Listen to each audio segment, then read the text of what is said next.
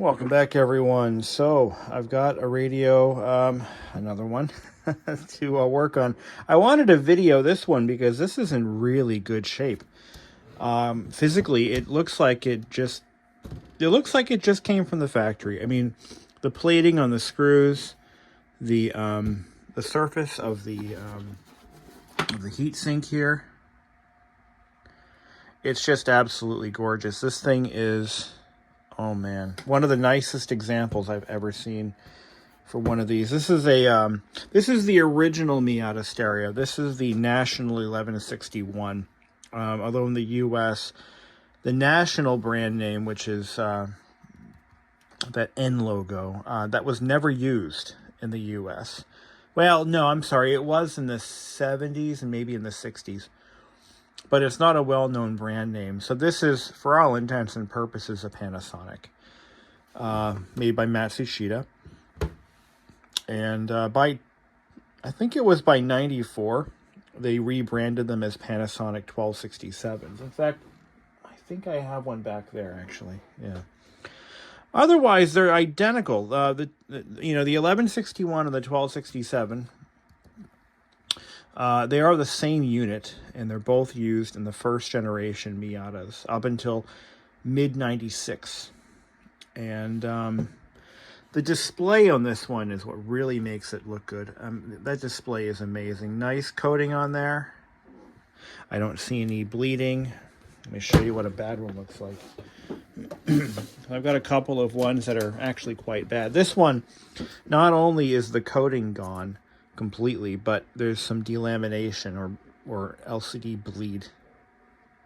So that display is no good.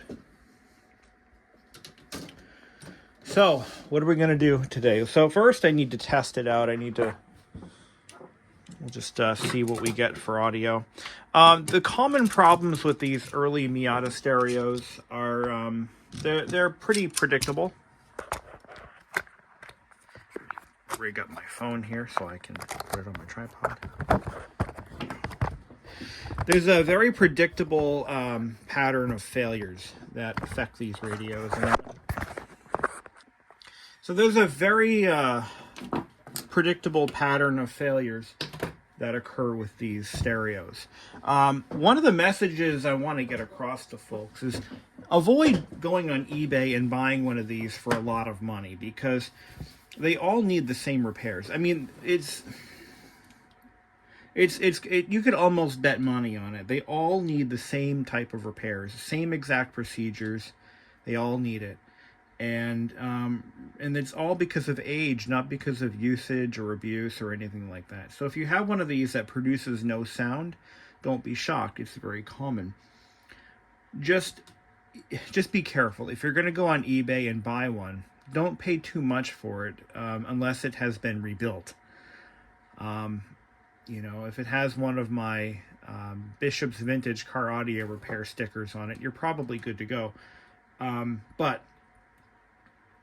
Or some other shop that may be into the stereo repair business. But these all need electrolytic capacitors, whether they work or not. Because if they do work, it won't be for long. And if they don't work, it's because of capacitors. But there's other failures too that plague this model, and it has to do with weak solder joints. And I've determined that it is likely due to the holes drilled into the PCBs or circuit boards being drilled too large and not enough solder being applied during the wave soldering process. So there's a lot of broken solder joints in these. So you might get one speaker that works and one that doesn't, or any combination of those. You might get it so the lights don't come on unless you whack it with your hand. I mean, there's just so many things. The cassette decks rarely ever work when they come to me because they're completely locked up. Let's see where this one is, because I have no idea. I don't know what the deal is. But it's in here for a restoration and a Bluetooth mod, which are two things that I specialize in. All right. Okay. It looks like, let me swing my light away here. So we have good lighting. The display lights up. That's pretty cool. Let's see if it turns on. We have no sound at all. Hear a little scratching in the volume control. Very poor sound. I can hear it if I crank it up all the way. Let's tune in a station. Oh, that's full blast right there, guys. That's sad. So what's wrong with it? Well, electrolytic capacitors. The condition this radio is in is fantastic. Absolutely fantastic.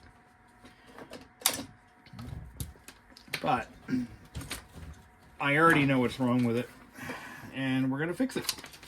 Okay. So, how do we do that? We got to take the top and bottom covers off.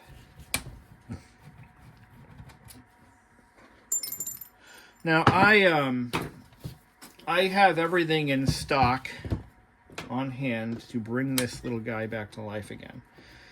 That's what I do. I do so many of these that it's like, yep. So we'll pull the covers off. Let's take a look inside and see what kind of condition it's in. I'm already impressed. I pull the cassette deck out. Now what I also do as I'm pulling these apart is I mark off all the components with a unique ID number. This one is 2406, I believe. So all components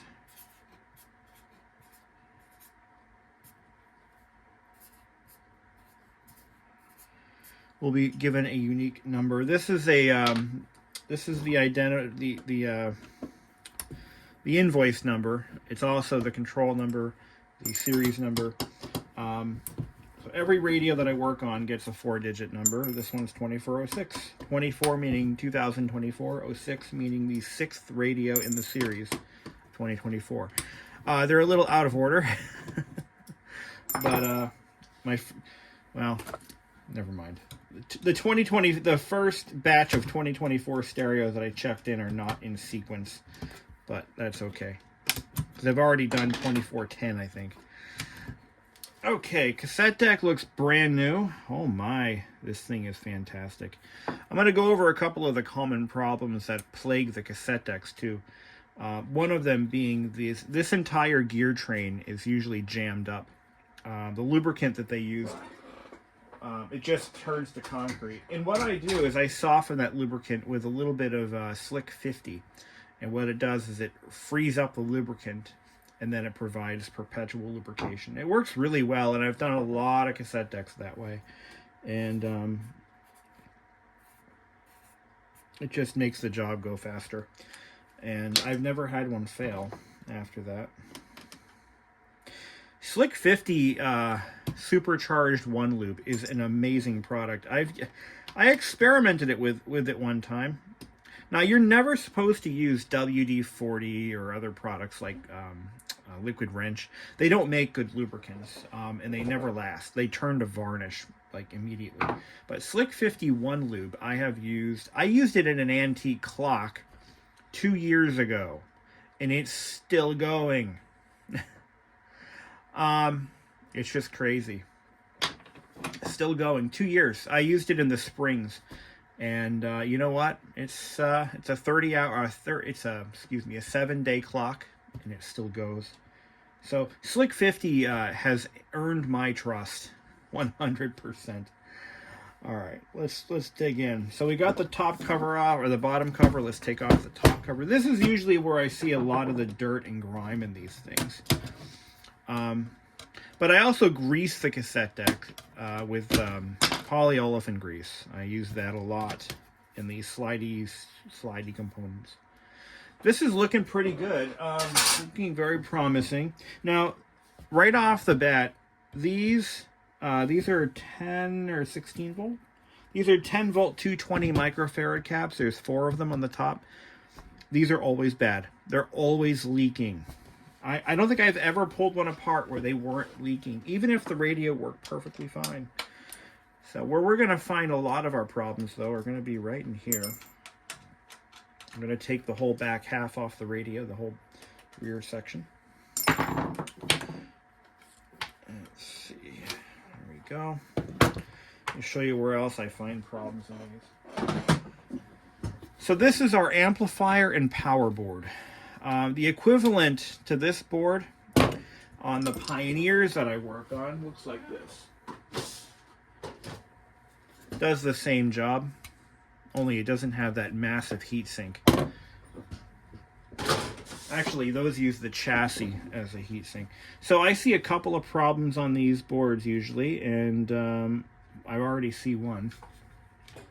All right, I'm gonna point this out to you guys. Let's see if we can get it zoomed in here.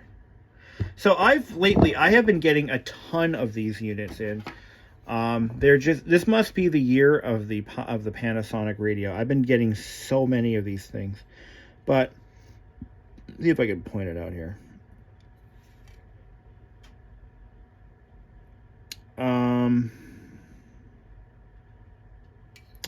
I just caught one. They catch my eye like a stick. Right there. This is a broken solder joint right there. There's another one. You tend to pick up on these things as you work through them. Yep. There's another one. There's two. So as I work through this board, replacing caps, once I do all the caps, I trim the leads off, and then we go and we attack the broken solder joints, of which there's already like half a dozen that I can see.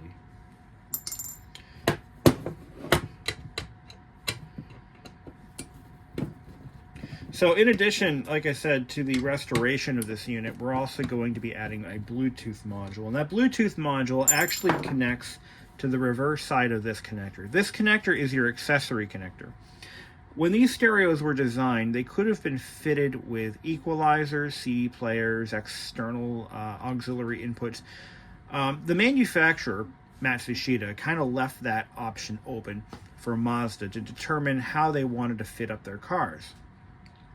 This could have also been used for an auxiliary amplifier, because all the sound that the stereo produces goes through this connector. There's a left and right in and a left and right out. And there's a little plug. When this is not fitted with any accessories, this plug jumps those in and out together. Okay?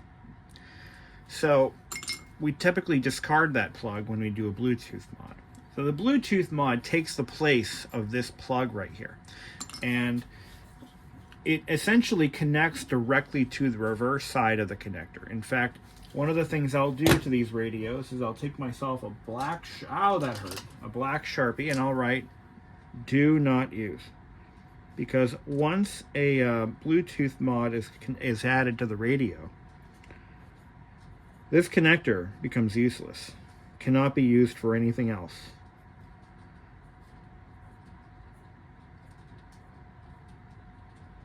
There we go. I think the message received, right? Do not connect anything to this connector if it's been modded by me. Because it's just gonna, well, it just won't work. So, that is how we do it.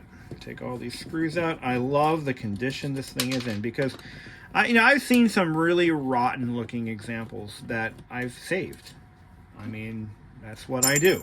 That's what I'm paid to do. I take junk and make it work again. Oh, I'm gonna warm up my equipment. Turn the soldering equipment on, because we'll be ripping stuff apart any second now. I find that these screws are typically not cross-threaded, but the threads are not well cut on these. So on the Panasonic radios, I'm sorry, I keep mixing the two up. They're both start with a P, and they had just gone with, oh, yikes! These threads are so bad. I gotta get myself a tap and die that works.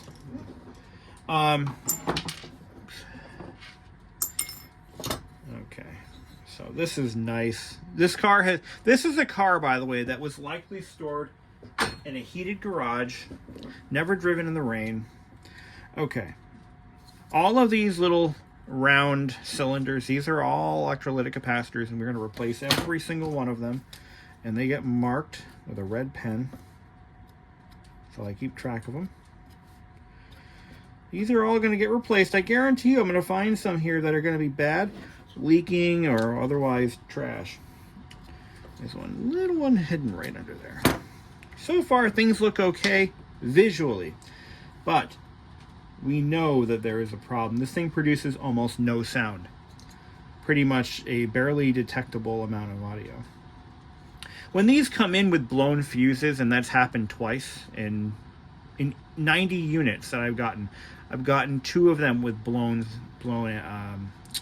fuses. If the fuse is blown, I typically won't move any further with the unit. If it's blown for a damn good reason, and I don't have the time of the day to sort through an entire board. I'll try to replace the fuse, but if it doesn't wake up, I'm not going to investigate. I had a customer who actually admitted to me that they connected their battery backwards, and that would typically blow. There should be a diode in here that would blow, but that wasn't the case. It was just trashed. So, all right, let me. I'm going to start replacing caps, but just for fun's sake, I'm going to do all of my 50 volt 1 microfarads and my 1610s. There's a lot of those on this board. I'll do those on camera.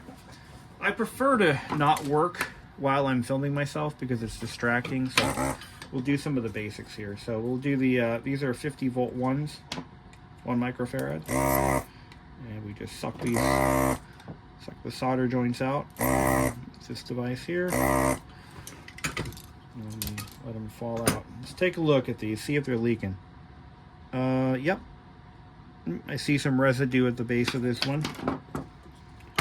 And this one, yep, I can see there's a crusty, kind of a yellowish, whitish, crusty substance at the bottom. That indicates that these are no damn good. In fact, we can confirm that with our Peak ESR 70. And I guarantee you these are going to be pretty bad. So let's see what happens. Yeah, open circuit. So these are no good. And you know, the thing is, this is the prettiest radio I've ever seen. I just had one in here, okay? That looked like crap.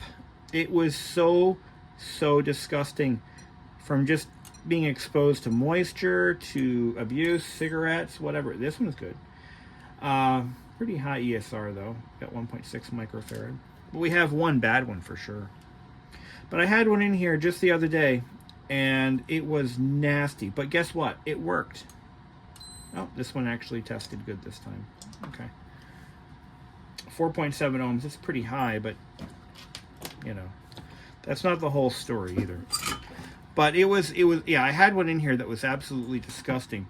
And it looked like it would never work again. And you know something? It actually worked fine. But we did a full recap anyway because that's what we're really here to do. By replacing all the capacitors and not just the bad ones, you're also preventing a future failure. You're preventing one of the most common failure modes of vintage electronics, and that is electrolytic capacitor failure. You're going to prevent that from ever happening, well, for a good long time. This one's actually not too bad either. We'll do all the 50s, and then we'll move on to the 16s. But yeah, that's what we're here to do. We're here to prevent a future failure by replacing them all, and that's what I do. So we'll throw in some 50s. I think we did 4 of them. 1, 2, 3, 4. Oh, those are my 16s. I'm sorry. Put those back in the tray. Dropped a couple on the floor. Pick them up. Oh, a light bulb.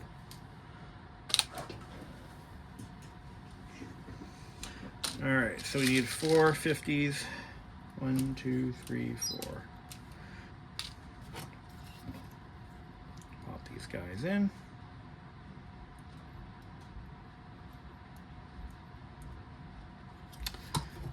sure to put them in the right direction. Polarity matters on these. I did an experiment on one of the radios that I worked on. It was one that I was kind of testing some stuff on, and I replaced all the small electrolytic caps with ceramic. Ceramic capacitors don't fail. They generally last forever.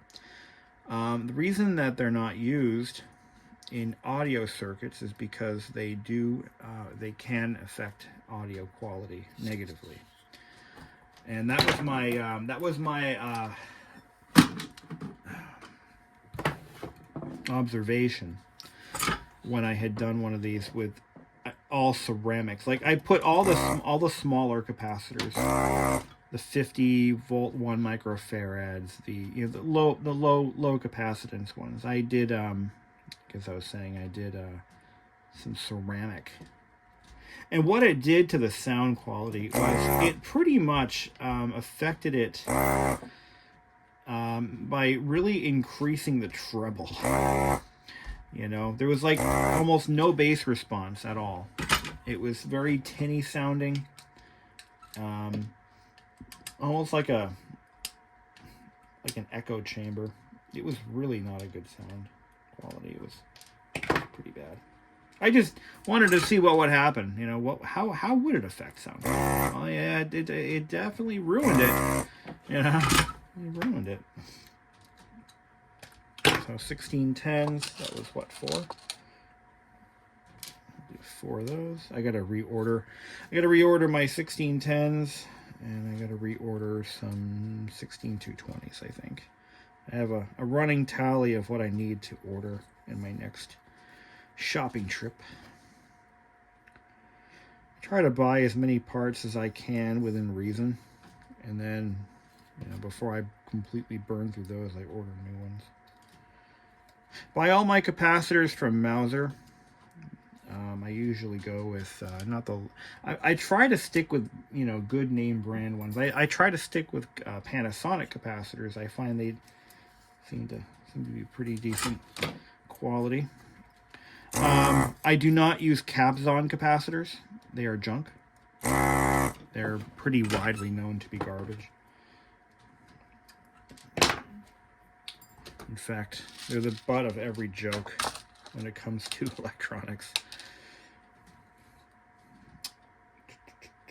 Another 1610 for me, please. So just recapping this one board may actually fix the problem. Let's go ahead and solder some of these in just for the demonstration purposes only. But yeah, these are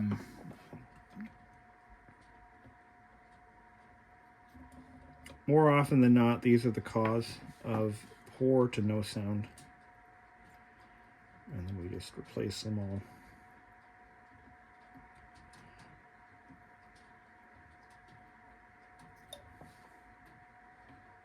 But you get the idea.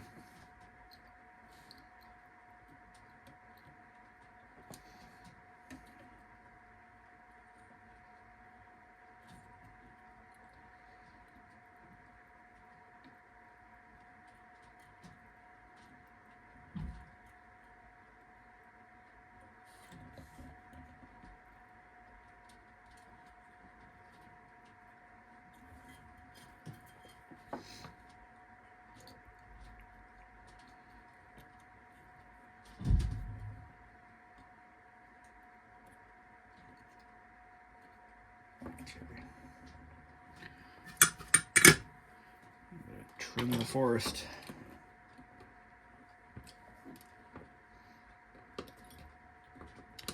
One of the other procedures I do to these stereos falls under the cassette deck player restoration, adjustment, and repair. There is a small capacitor in the drive motors that I replace. It's used for speed regulation purposes.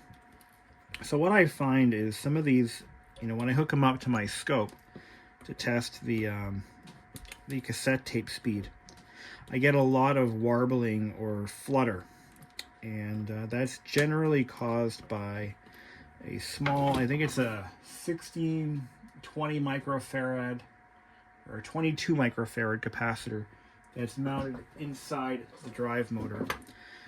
And those almost always fail, and they typically go unnoticed because the cassette decks aren't really used that much these days.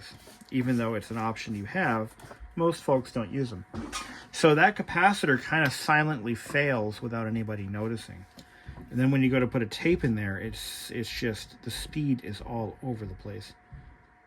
They sound pretty horrible. But anyway, I'm going to continue on with this board. We'll do the rest of these caps. At least you see how the process works. And then we'll resume from there. All right, so I did recap the power amp board, and it made no difference. But just because it didn't make a difference doesn't mean it wasn't worth it, because we had about half a dozen caps in there that were actually leaking electrolyte. So even if it worked fine, it wouldn't be for long. Let's put it that way. And there were definitely some broken joints on that board as well. So now we're digging in further. This is, I don't have the schematic for this stereo, so I don't know what they're calling this board.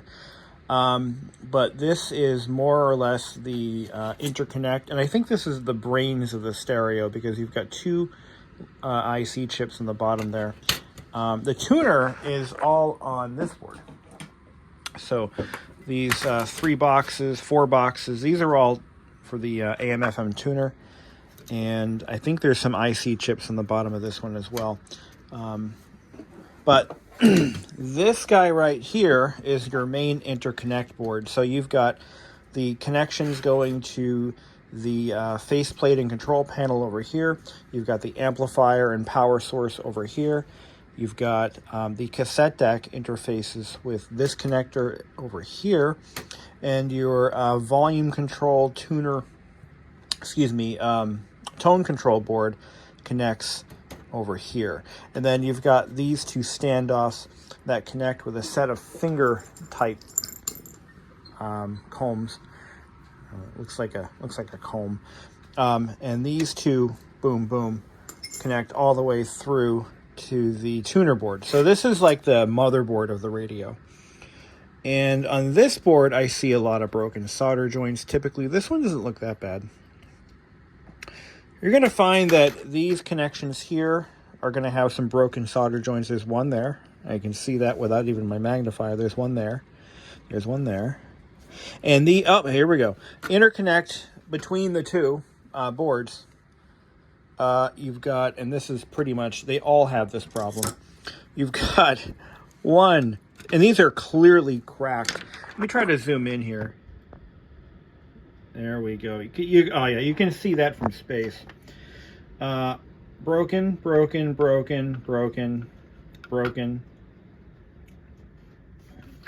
then this one here. Broken.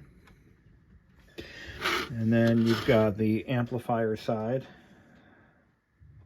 Those look pretty good. But this is what I typically see on these units. I mean, this is nothing uncommon. This is nothing unusual. This is generally why they come into my shop. Let's take a look at the cassette deck one.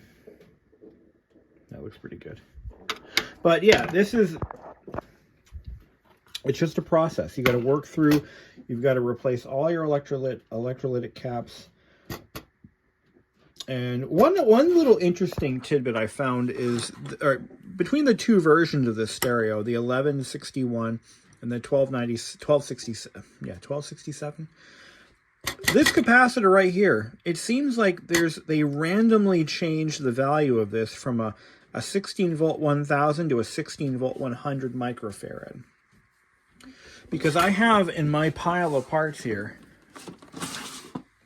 I have a little bit of both. See if I can find one of the other ones. Yeah, these are all 16 1000s. But they did change it to a 100 microfarad at some point in the later generation. I don't know why, but I have found Panasonic 1267s with 16 1000 microfarad caps, and I've also found them with 16 100s. Don't know why they changed this cap. I don't know what this cap is used for in the grand scheme of things, but I don't understand it. I don't know why they changed it so much. Usually, when they do something like that, it's you know, a small change, a small number. But they went to 1/10 of what it was originally. Don't know why. Just one of those arbitrary changes. So I'm going to go ahead and we're going to recap this board. We're going to fix all the broken solder joints, and we're going to go to the tuner board and do the same. All right, so we've got the entire chassis fully recapped. And here are all the dead soldiers. I just grabbed the volume tone control board, and here's what I'm finding. Nearly every one of these solder joints, now this is where the main connection goes from here to there, using this set of combs. Nearly every solder joint is cracked. And this is pretty common. 1, 2, 3, 4, 5, 6. They're all cracked. So if you bump the stereo, there's a very good chance that it might actually work, which is not a good answer. So we're going to redo that. We're also going to replace all of these. So yeah, let's get on it.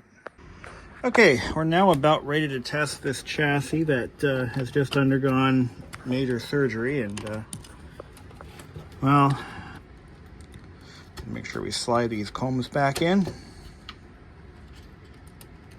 to connect the north with the south. Okay, here we go. Now, one of the things I always do is as soon as I hit that power switch, I make sure my meter is set to ampere draw, and if it spikes, boom, shut it off before something goes boom. Here we go. Okay, looks good. Sounds good. That's interference from the AM band. Hey. When they can change your heart, change the way you think, and of course you have to put yourself to His Word. Let His Word work in you, the Spirit of God work it in your life. But if we don't spend time with Him. And another Pioneer, or I'm sorry, in this case, another Panasonic is reborn. It sounds strong and healthy. So we can now, at this point, is typically where I bill my customers, because once the chassis is restored, it's pretty much adding Bluetooth and changing a couple of light bulbs, and that's it. So once we get it to this stage, it's time to alert the customer. Your radio is nearly complete. And then we can process payment, and I can just finish the job. I'm going to finish the job anyway, but I will at this point notify the customer that it was a success. So this radio arrived essentially completely dead, and now it is back up and running. So what was the problem? Well, there are multiple problems, as we talked about early on.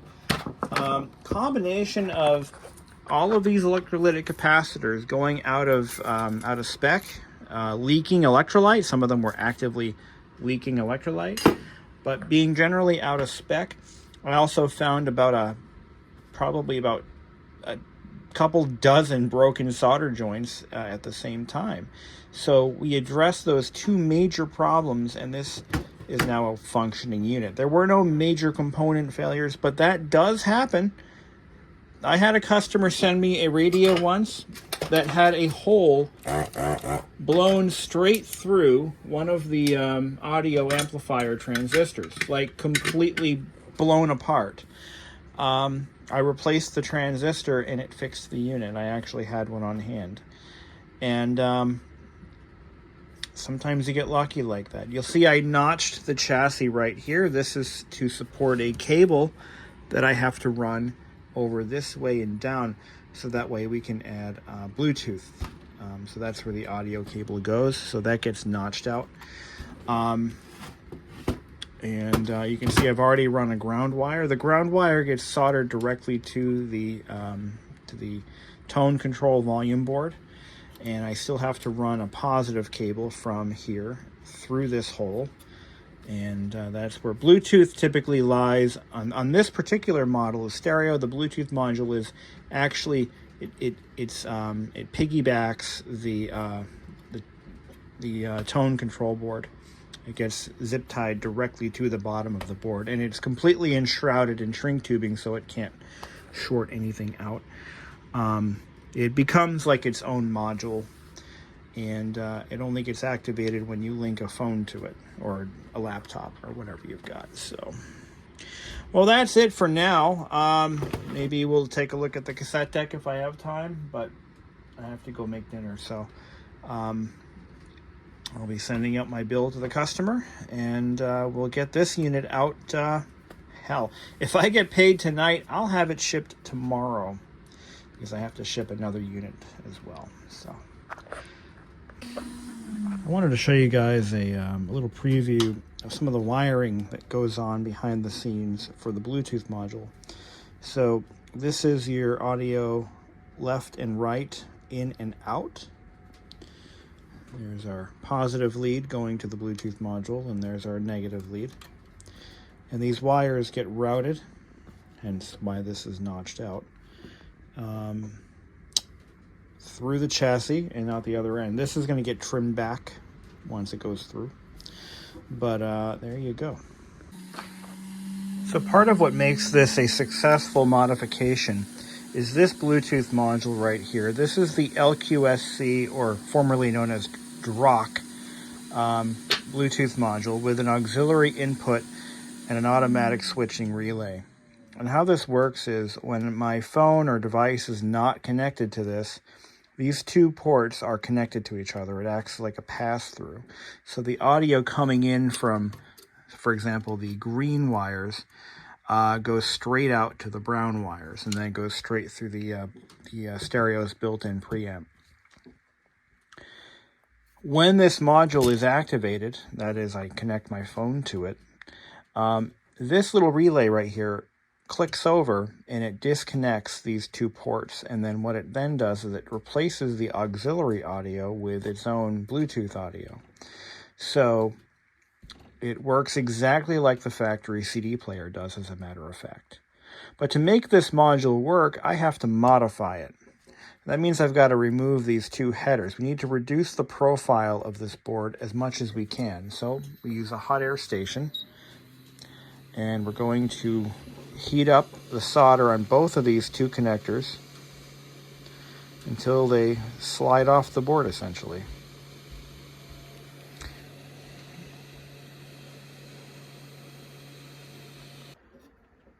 So here's the completed wiring on the Bluetooth module. You can see we wire directly to the board without using connectors. And of course, the shrink tubing protects all of this wiring as it enters the module.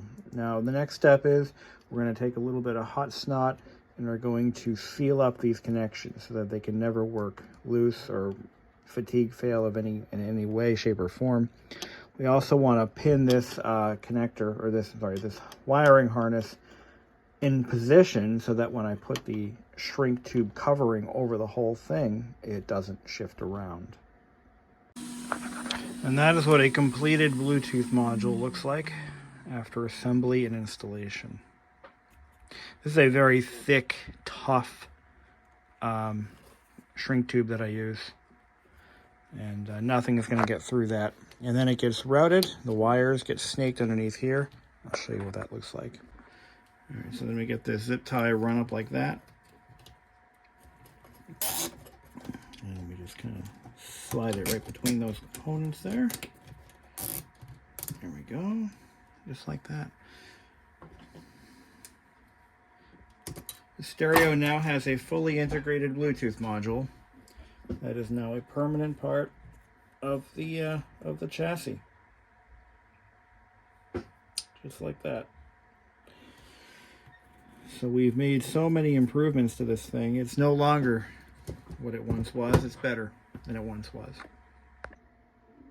So there's a couple of things you want to look at with this cassette deck. And before we even really get started doing any repairs, a couple of things I want to do. I want to check all of my micro switches. Well, the three amigos, the ones that typically fail. And if they're bad, if they fail the test, it's not the end of the world. I can work with it. So this one here is the one that detects whether or not a tape is being inserted into the slot. It's a normally open switch. It failed. What we want to hear is this. That's not a good switch. So we're already not on a good start. This next switch is a normal. It is a dual action or dual pulse switch. The first half is normally closed. The other half is normally open. I can tell you that this one has also failed. The normally closed side is, well, not closed. This is very tricky to do. I gotta get myself a better set of probes. Oh, there we go. That's pretty common. All right, we can fix that. Now the other side. Normally open. Okay, it worked. So what we're going to do is we're going to go ahead and take some of our magic elixir, the Deoxit D100. I do this first because it's a messy process. But we're going to spray this D100 right into the body of that micro switch, and you're going to watch what happens. Now, if we don't do this, what's going to happen is occasionally the cassette deck will not accept a tape once we correct that part of it. But we're not even there yet. So we're going to spray it from both ends. Try to get some this way too. And this stuff right here is going to solve that problem. We're also going to take care of the other one too. But I'm not sure it's really a problem at this stage. But we're going to carefully aim that straw right down into the body of the switch.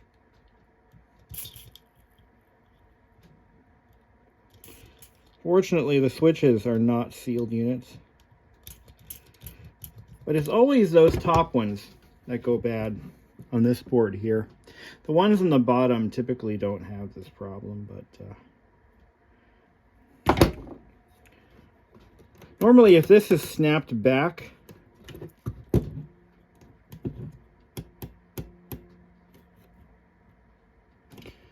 yeah, I think what we need to do is reach in there and maybe bend it. That's okay. All right, so let's see how we did. Switch number 1. Just hold these into position. Come on, you.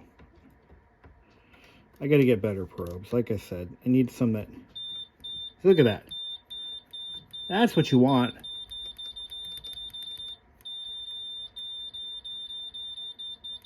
And as it wears in, it'll get better. Now this one here, like I said, the cassette carriage has to snap forward.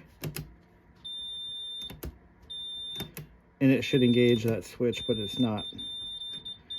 It's pretty typical. An easy fix. Okay.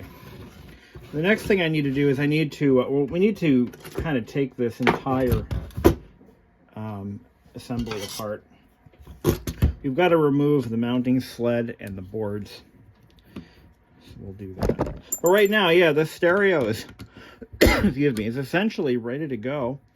We've got Bluetooth fixed. We've got the tuner fixed. We've got, I still need to do bulbs, but we'll do that at the end.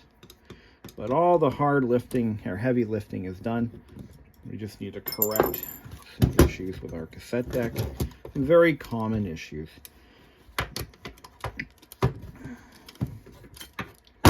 What I started doing mid-year 2024 is I started to replace the run caps in these the speed regulation capacitors. I started replacing them as a matter of course because, I mean, let's just be honest. It's one of those parts that will fail no matter what, and we don't want any repeats. We don't want any warranty claims. That's my point. Nobody likes a warranty claim. So I'm going to go ahead and I'm going to start by cleaning my tape path real quick. Kind of brush it up. This cassette deck has been used. I've actually gotten these in where they were never used. They were never used. I had one that it was unmistakably never used. This one is just super clean. This car must be in really nice shape. That's all I got to say about that. Occasionally you do get the unit that was pulled out of the car in the 90s because of an upgrade. I like finding those because they're usually like time capsules. You know, as long as they were stored properly, you know, and not like left out in the garage on the top shelf by the pesticides, they're usually in pretty good shape. And they're kind of an odd commodity, a rare commodity these days. This belt gets yeeted, as the kids say today. I don't know what yeet means, but wipe off all that old grease. Take our, yeah, there's some buildup on these guys. Yeah, a lot of buildup on these. So clean those up. Ooh, yeah. Oh, look at that. Nasty. This thing's probably eaten a few hearts in its day. I mean, tapes. Let me go ahead and do that real quick. Just get the mundane stuff out of the way so when we go to put it together, we don't forget about it. Take a little bit of quadruple zero steel wool, some WD-40. Polish those suckers. 1 and 2 and 1 and 2. Look at that. But what you're seeing here is pretty much typically what I do for every radio that comes in that door. The process is similar for other models like the Pioneers. I did a Pioneer in my last video. Kind of a very, very popular unit for me to rebuild. But I do get a lot of those. I want to make sure that all of these parts turn freely. If they don't, then we have to address gumming. Okay, this moves nice and free. Good. What happens is a lot of the moving parts start to gum up. Now the fun part. I'm going to show you how I free up my cassette mechanisms. So we're going to take our test probes out, pop them into our power supply, like so. And we're going to set the voltage to, it's at 12. Let's set it down to like 9 or 8. I don't want to make it too much. Here we go. Here we go. Okay. We've just confirmed that the mechanism is free running. Okay. What I'm going to do is I'm going to shoot a little bit of my Slick 50 sauce in there, just a tad, to keep it from binding up in the future. This works really well. It frees up the factory grease. Just a little bit will do you. If this doesn't work, and it always does, then I have to tear the whole thing apart and retime the entire mechanism. And I've been looking for a way to get out of doing that because it's very time consuming, and I don't really have the factory timing jigs and all that, so I get it as close as I can get it, which usually works pretty well, but I'd rather just not have to retime everything. So then what we do is we take a little bit of polyolefin grease and we dab that onto the gears. And there we go. I mean, let's be honest, most of my customers will never use their cassette decks ever. They're kind of a pain in the ass, but it's nice to have them in working condition on these old stereos because it really does add some nostalgia to the car, and it's nice. It is nice. I actually do use mine all the time. I use it all the time. I don't even carry CDs in my car anymore. In my Miata, I don't. I use cassettes. I have a couple of different ones that I run through, and those are my favorite ones, and that's what I use because that's just what I do. Let's run this one through a few times, cycle it. So what we just did there, it's just going to prevent a future freeze up. That's all. Maybe in 10 years it'll lock up again, but it shouldn't. Okay. And unlike WD-40, Slick 50 Supercharged doesn't gum up. I am not sponsored, by the way. They are not sponsoring me. I just don't endorse, but I will talk up products that I actually use in my shop that I've found to be effective. Now I'm going to go ahead and I'm going to bend this reed here for the cassette load switch. Now this switch right here, what it does is it tells the computer what position this cradle is in. Okay, so what I'm going to do is I'm going to bend that reed just a little bit, give it a slight bend, and that's going to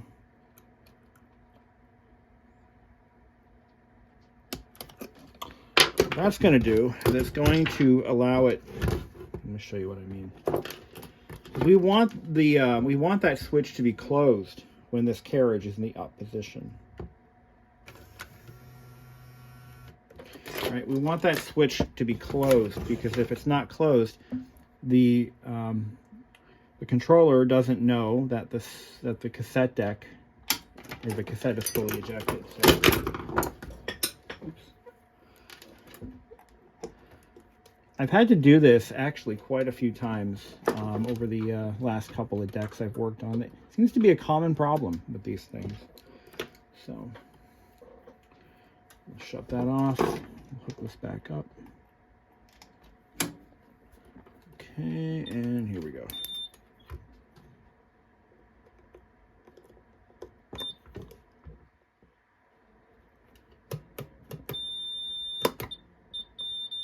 Well, maybe give it a slight bigger bend, which means I'm going to have to run that out a few more times. Yeah, let's do that. Let's go ahead and give it a slightly sharper bit. That was 12 volts, by the way, full power. All right. So let me see if I can't get straight on it like that. Okay, good. And what we'll do is we want to bend that tab towards the back a little bit.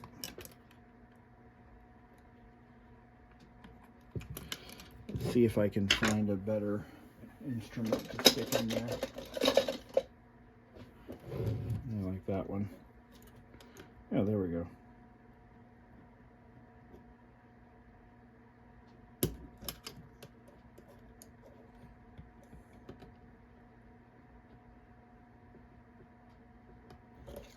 All right, let's see. Look at it through the light here. I can't get a good visual on it, but I think that'll do. Let's test it again. Back together, drop the voltage a little bit, and eject the tape. And now what? There we go.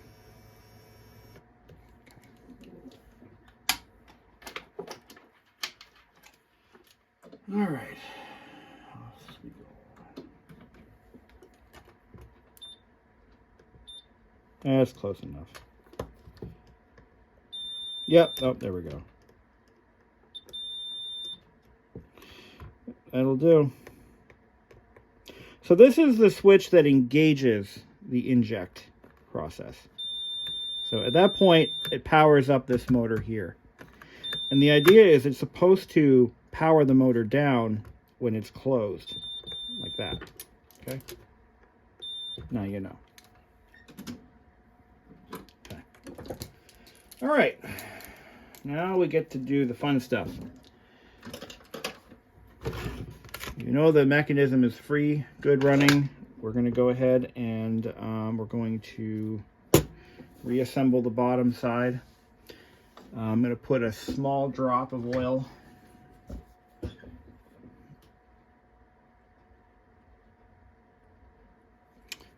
just to get some oil in these old Oilite bronze bushings. See how nicely those spin? Just a little bit of, this is clock oil. It's designed for precision applications. Works pretty well for these sorts of tasks. And we'll put a dab of grease here. And we'll put a dab of grease here. Okay. We're going to clean those, once we get this back together, we're going to clean those cap stands one more time. So I've done about 90 cassette decks like this, and they all seem to work pretty well. Clean that up. Put a fresh dab of grease. This point right here is where the flywheels ride up against the bottom here on these little nylon bearings.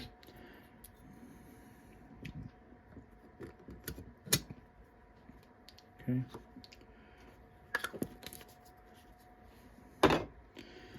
And we got our 2 brass or coated screws.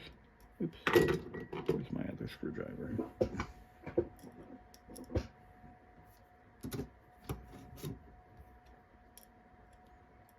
These go here.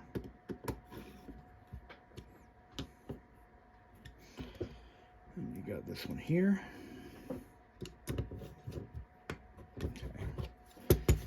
All right, now we're on the top side. So what we need to do is we're going to change out the capacitor in this motor. And let's take this piece of tape off. Now this is where the manufacturing date is. It was made in July of 1990. So this is from a 1990 Miata. July would be 1990, possibly 91 model year. So, but that's usually a pretty accurate way to figure out roughly how old. And the date is only printed in the motor, on the motor. That's it. There's no other dates printed anywhere in this system or in this stereo. So we're gonna get this blob of solder taken off. Get it nice and hot. Draw that right out of there. Okay. Now, if this worked, and I think it did, we should be able to pry this cover off pretty easily. Let's find the right size. I have 1 screwdriver that is ideal for this. I'm going to just mark it so I can grab it easier in the future. 1, 2, 3. Is it this one? Yeah, it's the smallest one I got. I'm going to just stick this in there. Work that cover off. There we go. Okay, good. That worked pretty smoothly. All right. And it's this cap right here that we're taking off. This is the bad one.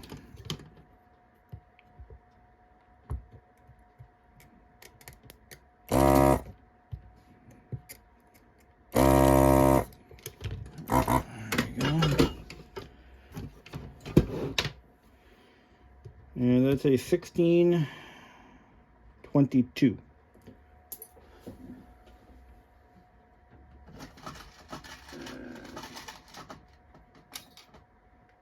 Where'd it go?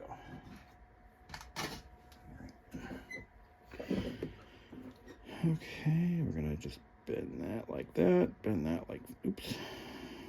Straighten that again. We're gonna give it the reverse kink that it needs to fit where it goes. Like so.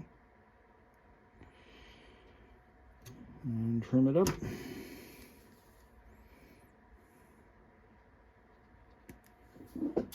Okay.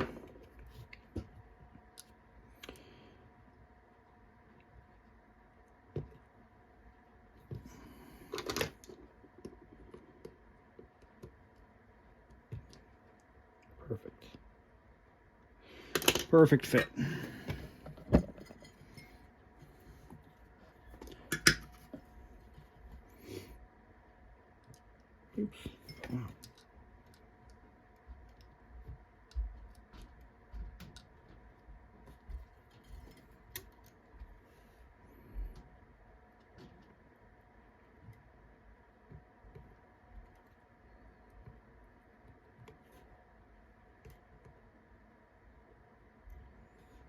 Okay, perfect. There we go.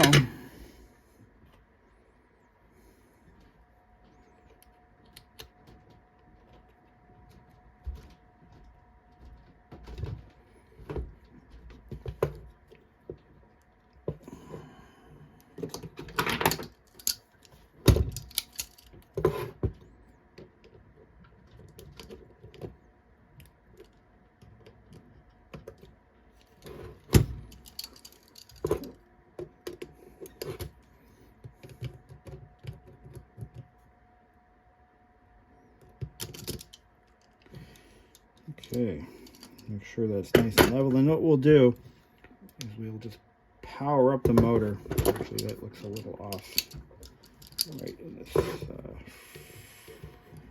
Here we go. What we'll do is we'll power the motor up,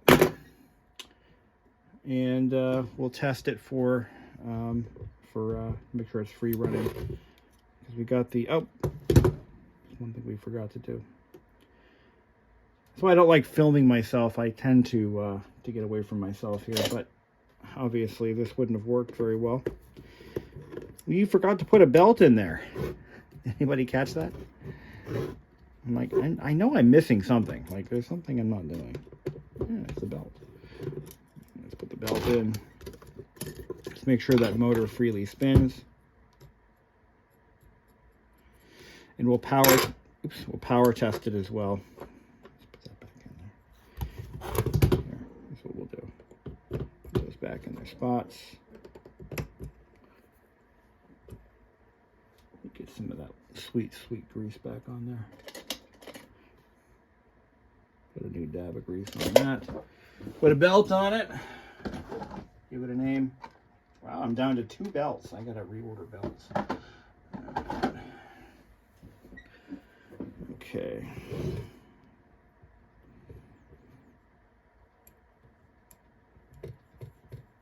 There we go.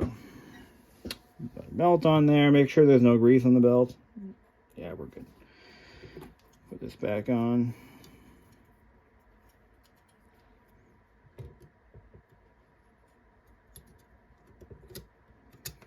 And then what I want to do is I like to power test the motor before we assemble it. That way we know it's good.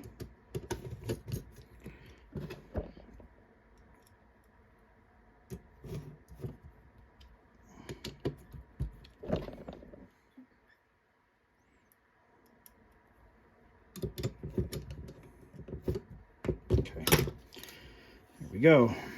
So now I'm going to grab my leads. And we're going to put some power to it.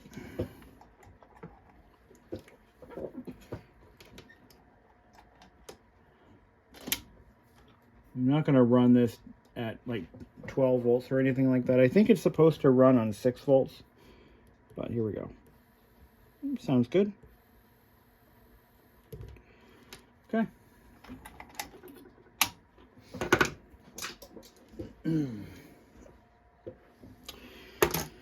And just like the rest of the chassis, we now need to check for broken solder joints because I find them on the cassette decks too.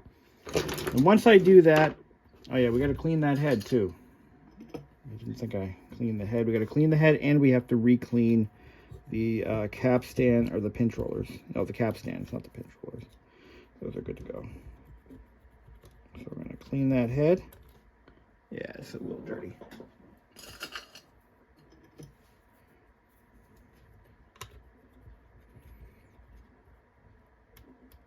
And we have to resolder that motor casing. So I'm going to resolder the casing shut. And we're going to, once again, just give the cap stands a good mopping.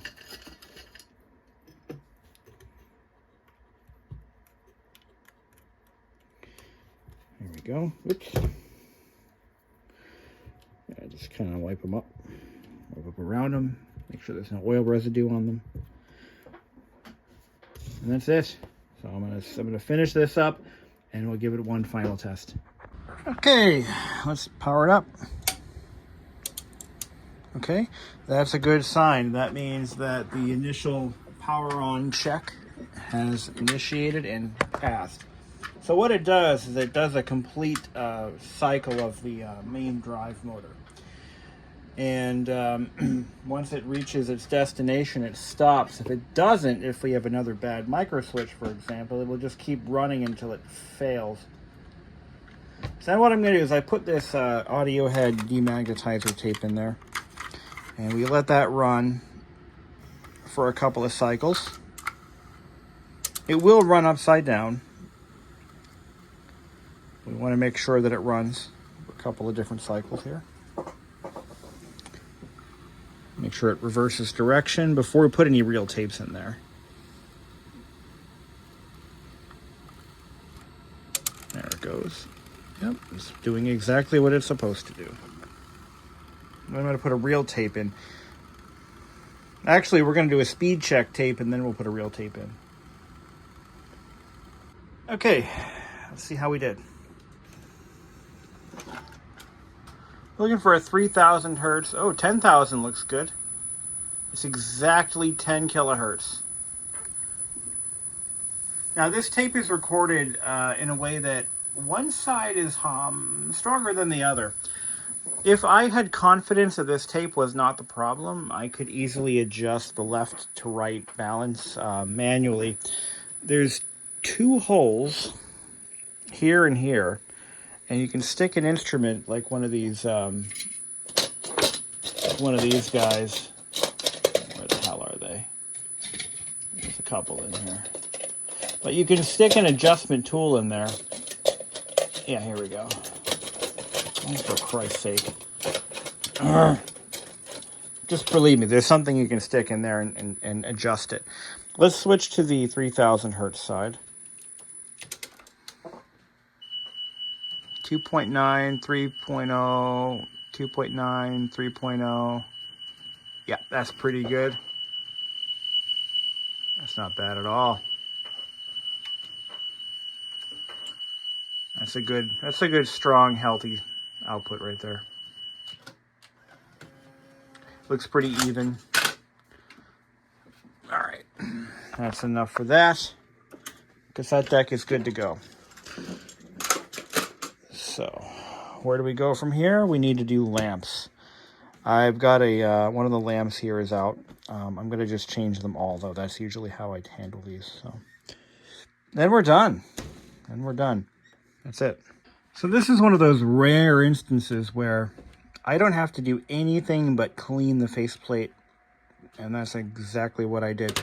I just cleaned the display with window cleaner, Windex, and also the entire thing. What I'll sometimes do, if this area is really rotten looking, like let me see if I have a good example here. That one's pretty bad. This one's even worse. So this is often what they look like. So let's do a side-by-side comparison. So this one's got some serious sun damage. There's a coating on this overlay, and I know that because I actually worked with a manufacturer to have some overlays recreated for my Pioneer stereos over there. So I kind of know what goes into this. I also used to work in the printing business, so that's also that. But if you look, there's like an anti-reflective coating to kind of give it what they call a dull front or a dead front. I think they call it dead front. And it's like a matte finish. And when it looks like this, what I'll do is I'll bring this over to my drill press with a buffing wheel, and I'll buff it to a spit shine. That way it looks better. But this one, oh, this one's a gem. And look at this display. It's mint. It's like brand new. And this is usually what they end up looking like. And what I'll do with a display like this is, once again, we'll do a combination of buffing it on the drill press and hand buffing it with motorcycle windshield polish. But this is usually what they look like when they come in, and this is what I'd like to see more often. But so we're now pretty much stereo's ready to go out the door. Just got to put the faceplate on, do a quick quality control check, slap my my label on it, and package it up. So that's usually what happens when I take in your stereos, and that's the process. That's what they all go through. And I'll Hope you enjoyed.